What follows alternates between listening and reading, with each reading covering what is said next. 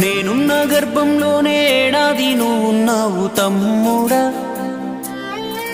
ఇప్పుడు నువ్వాడా నేను ఈడా మనకెందుకు అడ్డుగోడా తమ్ముడా. నేనున్న గర్భంలోనే ఏడాది నువ్వున్నావు తమ్ముడా.